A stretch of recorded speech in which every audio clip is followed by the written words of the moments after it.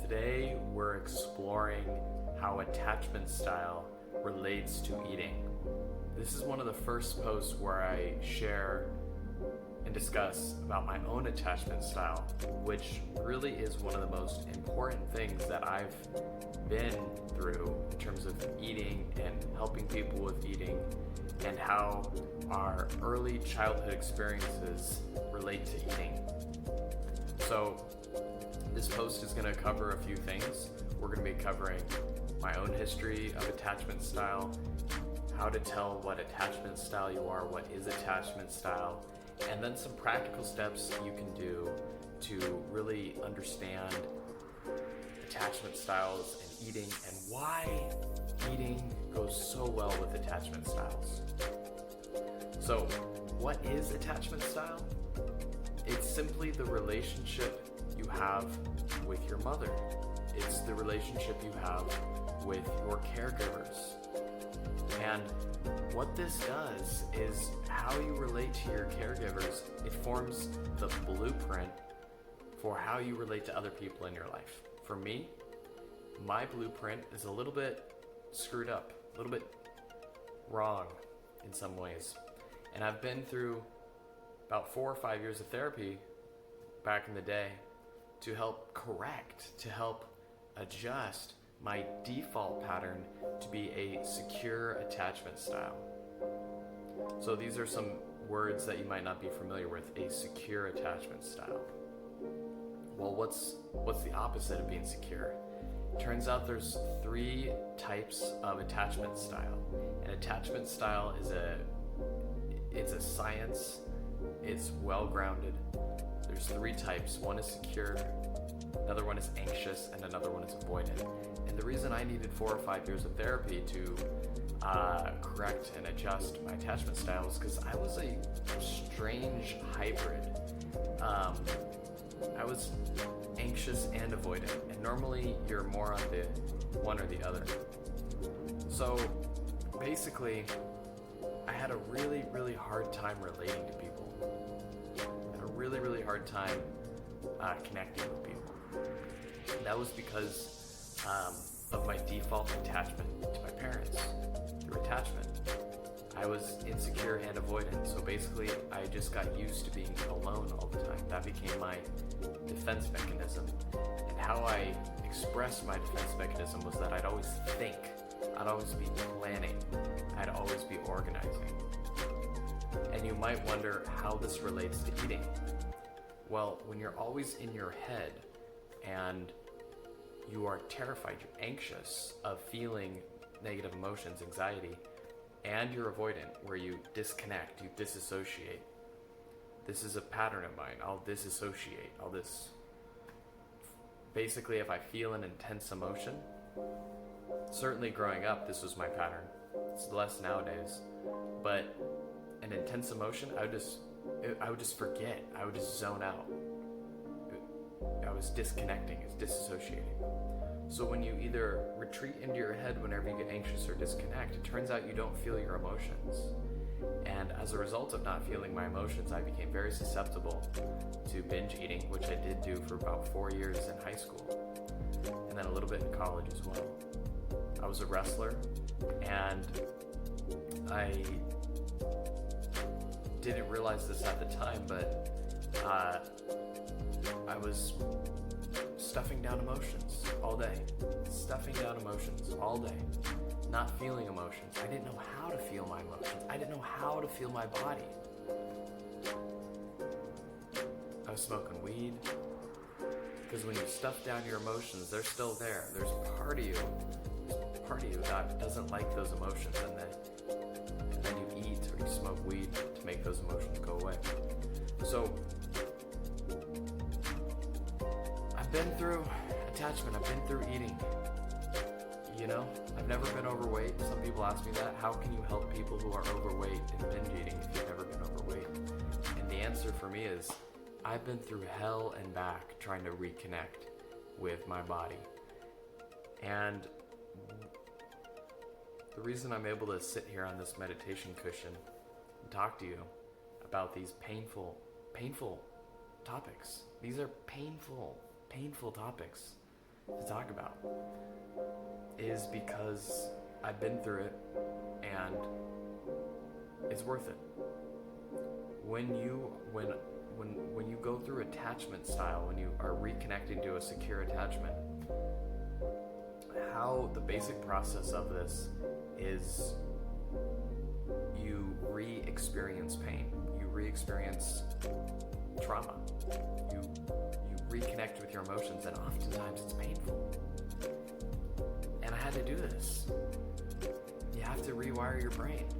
And if you think about rewiring, it's a commonly used phrase these days, but rewiring, it's like, that's a painful process. Think about rewiring a computer. There's all these wires in a computer. You gotta rewire. It's a hassle. It's confusing.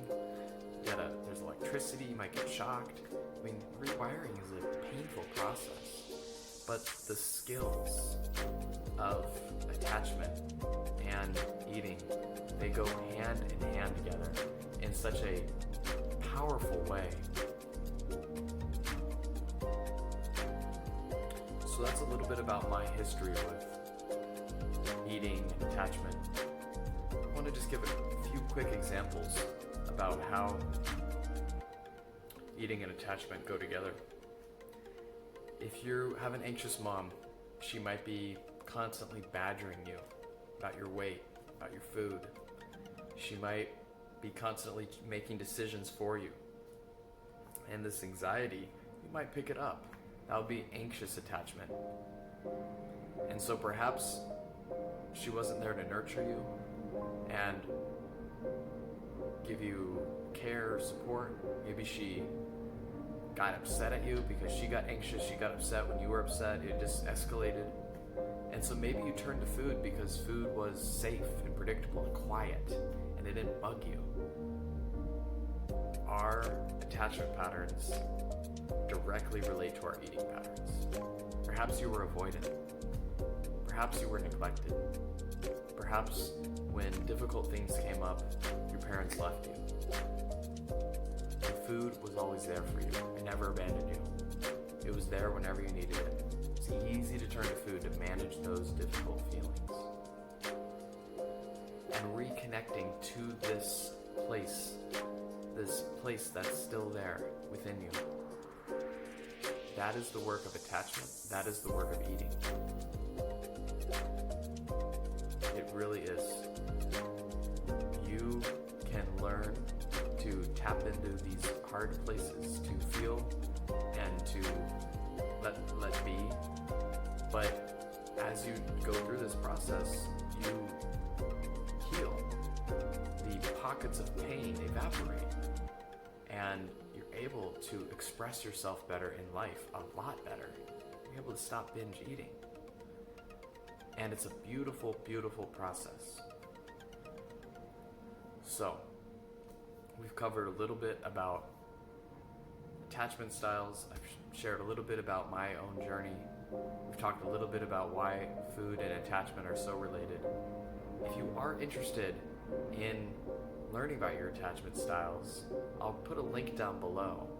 But the most important thing you can do is just to reflect on your relationships. How are your relationships in life?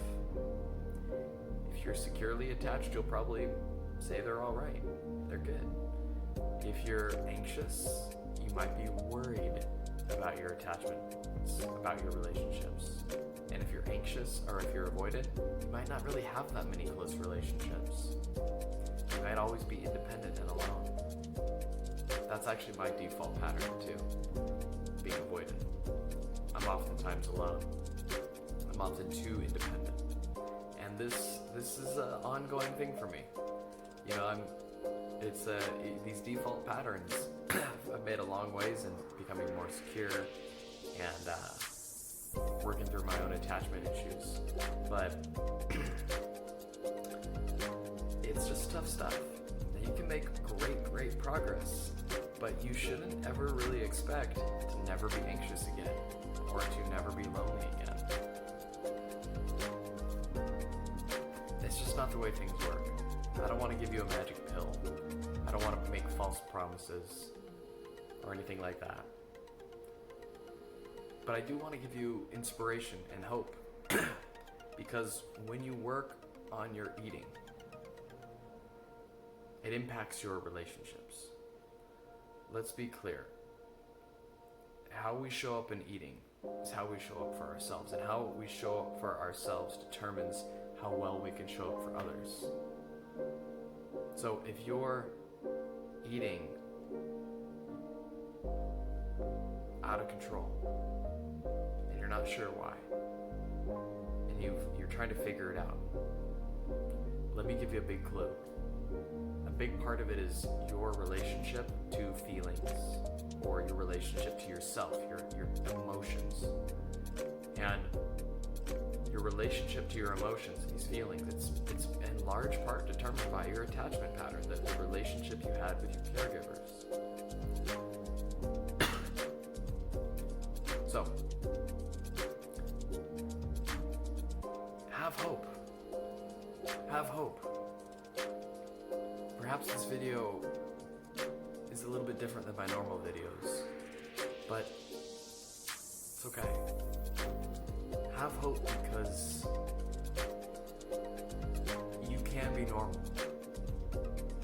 You might not ever be a celebrity or a model or the bikini Instagram pics you want or whatever, but you can be normal. I don't want to make false promises. I don't want to say you can be extraordinary, but you can be normal. You can stop binge eating. You can have a relationship with yourself that's not filled with loathing. This is possible. It's not even like that much hard work. It's hard work to really do a good job at it, but to be normal is doable. It's achievable. By focusing in on your eating and learning, first of all, how to care for yourself, how to feel your body, how to nurture your body. These are the skills that you may have missed out on as a kid, especially if you're anxious or avoidant. These are the skills that I missed out on, and you can learn them. And it feels really good. So, anyways, this is a little bit longer of a video, but it's really, really important you put together these pieces, that your childhood affects how you eat, and that you can learn to eat and in some ways kind of undo the damage from a childhood that wasn't the best. So, I'll leave this message with you here today. Thanks for your time.